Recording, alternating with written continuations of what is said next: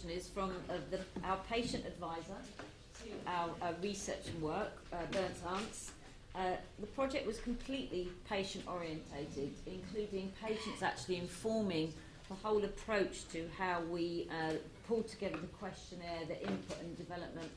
And the other aspect, if you go to booth 299, if you haven't been already, you will actually see our exhibition and our exhibition of photographs from patients who were involved in the research. And actually it's a very moving exhibition because it's actually about the reality of their living lives. So please do go along to booth 299. It's an amazing exhibition.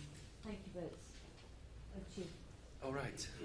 Good evening. Thank you all for attending this session, for being interested in the silent suffering of patients with atopic eczema. It's a very, very, very special occasion for me. I've been suffering from atopic eczema since I was 5 years old, in 1964. Had very, very difficult times, very cheerful times as well. Decided to go into patient advocacy in order to make my suffering into something that might help others. And we've all been, I've been active in the Dutch Association for People with Atopic Dermatitis, and we are a member of EFA. And when this project came up, I was asked to give in the honorable position of helping actually to make this study a reality, and actually measuring what is going on with people with atopic eczema, with more severe atopic eczema in Europe, because that is not known. There are some instruments, like quality of life instruments, that are dermatology disease generic, not specifically for atopic dermatitis, or they are sometimes phrased in a way like, mostly because they're also used for studies, you know, for interventions, for studying interventions. Over the last week, did you were not or able to do sports, yes or no? Or over the last week, did you avoid social? I mean, they are like what we call time specific. And when we were developing this new instrument, we thought it should be broader. It should be about the emotional consequences of having eczema. Not only having eczema of that moment, but also how the treatment impacts, how avoiding triggers impact, what you can or cannot do, but also maybe how you became as a person. Because I was 5 years old, I had no clue, and now at 54, I have no clue either how it would be, how it would have been without atopic eczema. It is innate. A part of me is how I look at the world. It's like me looking at your skin. Do you have it or do you have it not? I mean, you are conditioned in a way, and so I'm very honored to present this part about impact and why it's so important. And this is also connected to tomorrow is another big landmark event, which is World Eczema Day all over the world. In Europe, it's going to be launched as the European Eczema Awareness Day. Also in my country, in the Netherlands, we're going to do it as well. We can also fuel that awareness with the findings from our study. But I'm not going to make it too long or too complicated. I want you to feel something. 70% is 70%, 10% is 10%. Is it high? Is it low? I don't know. I want you not to recollect the figures. I want you to feel something. I want to have an emotional impact now on you. So please allow me. I don't know if I succeed, but at least I want to try. This project is patient-centric because it is initiated from a patient organization. There are patients on board, patients were asked, patients were consulted, and it has never been in Europe on this scale in this way before. What it reveals actually, and Professor Ring made it very clear also from his, I mean, he's an eminent dermatology with a very bright eye for eczema and the consequences. I mean, he made it very clear how people suffer and say, maybe want to jump off a building tomorrow because I can't take it anymore.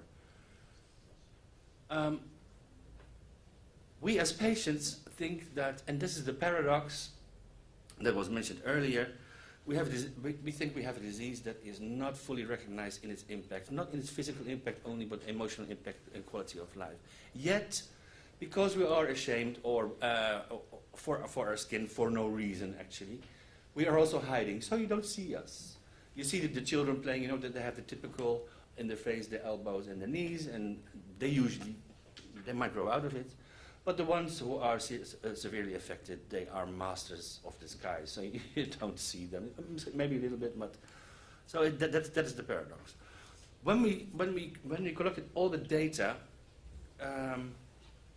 that was for me also quite an emotional moment, because I saw the suffering. It was numbers, but they applied to me. They applied to all the people that I have spoken to in our patient organization, who I tried to help or give advice or console in the sadness that they had. And but it doesn't get me anywhere, so I have to go had to go down to get the project off. I want you to maybe this is not an exercise, but this is all about awareness, and that is, I mean, we all have loved ones, and I mean it in a broader sense. It can be your family, it can be your children, it can be foster children, it can be your significant other, your partner, your husband, your wife. What if they would say, I actually envy people with normal skin, and that is 72%, Professor Ring showed. They try to hide. I feel sad about a very high score, about 40–50%. My eczema makes me angry. I feel embarrassed. I feel embarrassed about how I look due to my skin. What if your child will come to you and say, like, I feel embarrassed about my skin, or your partner, or it is about emotional consequences and impact. Struggling with appearance. Of course, we all struggle with appearance, but this is due to eczema. People avoiding contact, having problems with intimacy. I mean, what if someone that you love and you care for, because that is a thing in awareness. Of course, our loved ones are aware that there is eczema, but they become aware yet unaware, because they don't see their eczema. It's part of their personality, like other traits people have. And like I said, we are hiding not only our eczema, but also our suffering. We're excellent at that. How are you doing? Fantastic, you know? I mean, it's a strange dynamic that you can be aware and yet be unaware, but sometimes we need, and Friday is the day to be aware about that. And then also a very high score. I'm not optimistic about my life with eczema. I mean, how sad is that if someone said to you? I'll break it down to the different kinds of, because eczema, some people get it later in life. It mostly starts when they are very young, like with me, 5 days or the first year or the first couple of years.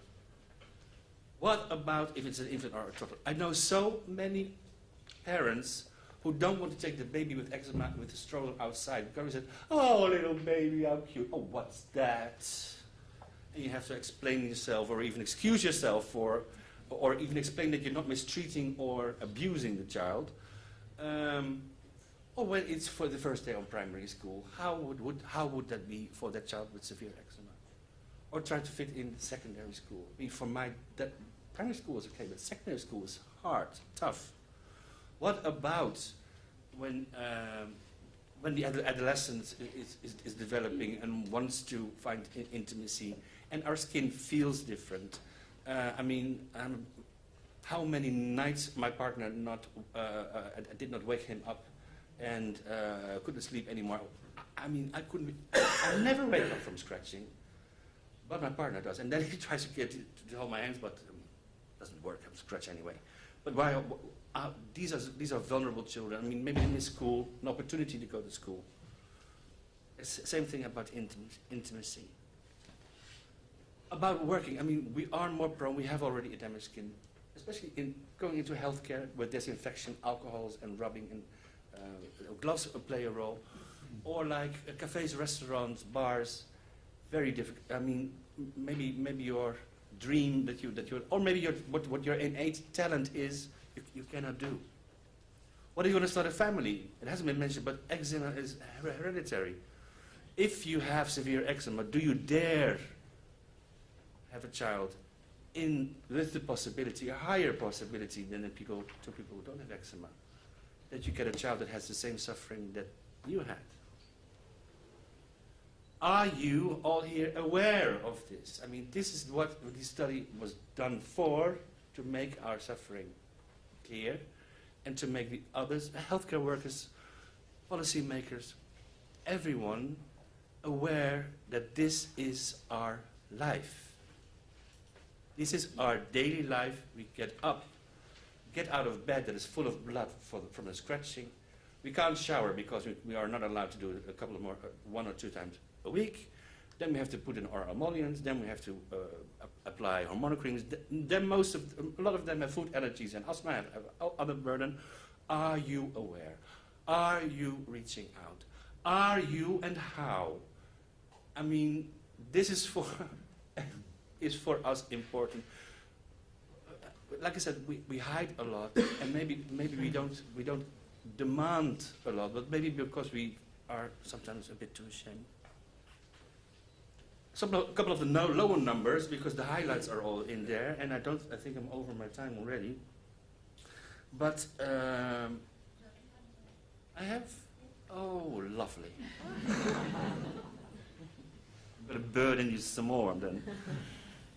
I mean, of course, a lot of bandits, high percentages speak to a lot, but really let this sink in. I mean, I would like to ask you, what about 20%? 39% is afraid of being rejected. I mean, we all know what rejection is and what it feels like when you're rejected about my eczema. What if you're recently single again as an adult, or you're divorced for unfortunate reasons, and you're going back into the dating game? I mean, I love the Channel 4 program First Dates. Do you bring it up on the first date or a second date? Or is it that obvious? People are saying, for what's going on with you? I mean, also something, people are afraid to be a burden to their families, like, because a lot of things people with eczema cannot do, you know, for some reason, maybe not a certain holiday destination, or going swimming for all the high chlorine swimming baths. And they are afraid that it's burdening their family. You know, they have to take into account the things we have to take into account for ourselves, and we'd rather not be a burden. 30% is not optimistic about their life with eczema. 30% feel detached from others, maybe because they can't show themselves. They don't show. In summer, I mean, I usually wear long sleeves, and this summer it was rather okay, but things that you never think about. I mean, this is not in here, but I have very persistent, and I should come to you, Professor Ring, for the eczema on my bald head. I find it offensive to others to sit in a tram or a bus or a train where they can see straight on my, so I always wear a cap. When I go to the theater, I put on a cap, and when the lights go dark, I put it off. It's a kind of courtesy, but it also makes it very invisible. But that's the way our lives work. If you see all this burden, and Professor Ring also said that, now I want to go back for the last one, because those 70% feel they are not good enough as a person. Who would ever feel that because of a disease that's mostly genetic, quite difficult to treat, why would they feel they're not being good enough? That is such a strong negative and also destructive emotion. These are those emotions that make people think, well, let it be over with because I can't deal with it anymore. I'm not good enough anyway, you know, what use am I? I couldn't do the profession that I want. I don't dare to have children, and my husband has divorced me for that. I'm not good enough as a person. You know what? The question here for us, and for us to convey to you, and for you to have this session here, to be prepared for Eczema Awareness Day tomorrow, fully I think now, is, are you aware and are you aware enough? You don't have to be all the time, but please be considerate. About awareness, some short things. Be aware that the way it influences our life, you don't have to be, I mean, I don't what I also don't like, if my friends and family say like, "Oh, how are you? How is the itch?" I mean, you can do that, but not every day, because then you get crazy as well. You know, you have to find a balance in support and in feeling like neglected, and that's not an easy balance to feel. Do not judge us.